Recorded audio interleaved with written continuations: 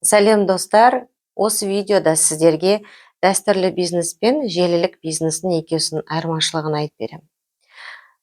Өзімді айта кетейін, мен дәл қазіргі уақытта үйде отырған анамын, негізгі мамандығы мұғалім, жақсы элитный мектепте жұмыс жасадым, ол жерде менің стабильный айлығым бар, премиям бар, азында кетем, кешке келем, әдемі киініп жүрем, жалпы менің табысым жақсы болды, зона комфортада жұмыс жасадым. Бірақ ол мектептен, яғни ол жұмыстан маған кетуге тура келді. Өйткені менде отбасылық жағдайға байланысты үйде ерекше балам бар. Ол ерекше балаға әрине міндетті түрде ерекше күтім керек. Сондықтан мен жұмыстан кеттім. Енді үйде отырғаннан кейін маған табыс көзі керек болды. Мен желілік бизнесті таңдадым, бірақ дәстүрлі бизнесті емес. Енді дәстүрлі бизнес пен желілік бизнестің екеуісінің айырмашылығы неде? Екеуі де табыс алып келетін бизнес, табыс көзі десек те болады. Енді дәл қазіргі уақытта мен бизнес бастауым үшін мен банкке барам. Банкке барып кредит алам процентке. Ол процентке кредит алғаннан кейін мен оған тауар сатып аламын. Яғни өзімен сататын тауар аламын. Енді ол тауарды сататын маған помещение керек, бір мекеме керек. Мүмкін бір бутик па, мүмкін бір магазин ба кішігірім. Мен оны жалға аламын. Сөйтемді бүкіл кредитке алған тауарымды мен сол магазинге қоямын. Сосын сатушы жалдаймын. Есеп қисабын реттейтін бухгалтерия жалдаймын. Доставканы, жаңағы товардың доставкасын, киімнің доставкасын, есеп қисап барлығын мен өзім қадағалап отыратын боламын. Яғни тауарды мен былайша айтқанда сатумен айналысамын. Уақыт өте келе бизнесім көркейеді, өркендейді. Мен жақсы табысқа ие болғаннан кейін мен өзіме машина сатып аламын, мен үй сатып аламын. Сосын мен екінші филиалымды ашамын. Ол филиалда мен тағы да қосымша сатушы алам, бухгалтерия алам, менеджер алам. Егер де ол менеджер менің жұмысымды ары қарай көркейтсе жақсы. Табыс көзі болады, көркейтпесе ол менің жұмысымды банкрот қылады. Партнер алам. Партнерім егер де менің жақсы кісі болса, онда ол ары қарай дамытып шығады. Ал ол арам пиғылды адам болса, ол менің бизнесім тартып алуға тырысады. Ал бұл бизнесті мен мұра ретінде қалдыра аламын ба, қалдырмаймын ба, оны сол уақытта көрер едік. Енді мен желілік бизнесті не үшін таңдадым? Желілік бизнесте былайша айтқанда ешқандай бастық жоқ, өз уақытың өзінде. Міне, мен желілік бизнеске ең басты не істедім? Мен компанияға партнер болып тіркелдім. Партнер болып тіркелгеннен кейін компания бүткіл продукцияларын барлығын өзі қамтамасыз етеді. Доставканы өзі, налогты, сертификаттың барлығын компания өзі қамтамасыз етеді. Менің міндетім компанияға келгеннен кейін тауар айналым жасау. Яғни мен компанияның, қазір көрсетем, мынандай продукцияларымен, премиум серия, басқа да премиум, осындай продукциялармен жұмыс жасаймыз. Осы өнімді ала отырып мен активация жасаймын да, мен денсаулығыма вложение жасаймын. Осы өнімді алғаным үшін маған компания тағы да жеке кабинетіме кэшбэк қайтарып береді. Сонымен қатар маған обучение береді, қалай жұмыс жасау керек, барлығын үйретеді.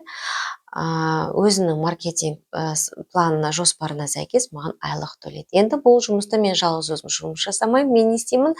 Мен өзіме дәл өзім сияқты табыс көзін тапқысы келетін мен партнерларды шақырамын. Ол партнерлар дәл мен сияқты мені қайталайтын болады. Оларды активация жасайды, обучениеге қатысады және өздері сияқты партнер шақыра бастайды.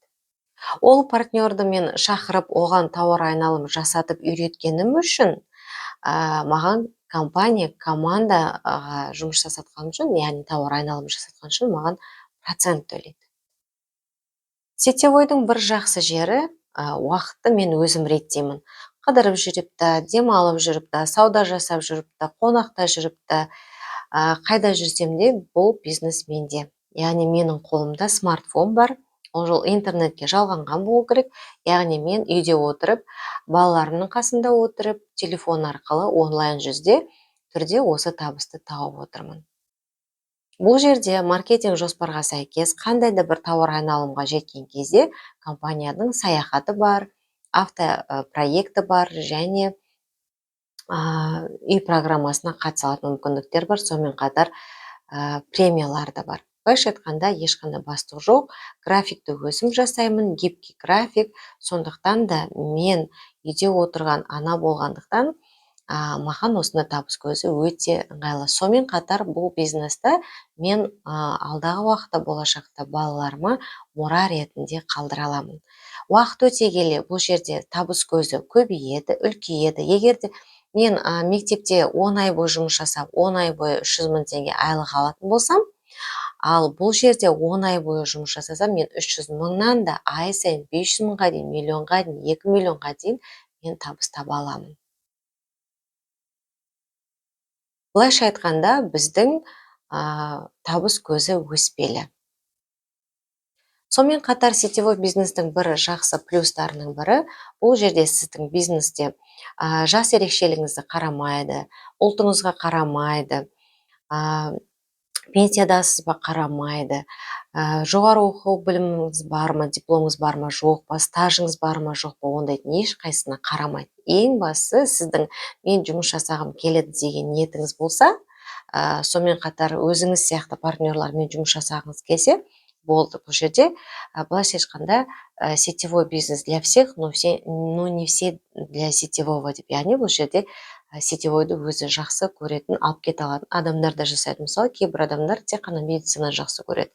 Олар сетевойға келмеуі мүмкін.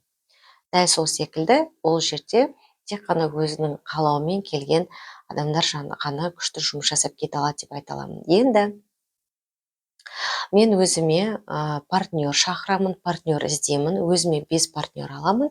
Менімен бірге жұмыс жасаймын деген адамға менің тарапымнан наставничество бар, сопровождение бар, обучение бар. Міне осылардың бәрін мен көрсетемін және үйретемін. Егер де менімен бірге партнер болғыңыз келсе, сізді командама шақырамын. Егер де менің каналыма подписка жасамаған болсаңыз, подписка жасап қойыңыз. Осы видео сізге пайдалы болса, лайк басып комментарий жазыңыз. Дәстүрлі бизнес пен желілік бизнес сіз қайсысын таңдар едіңіз, ойыңызды комментарийға жаза кетіңіз. Және осы ақпаратты досыңызға, таныстарыңызға бөлісе кетсеңіз болады. Ал менімен байланысатын номерді осы видеоның астына қалдырып кетемін.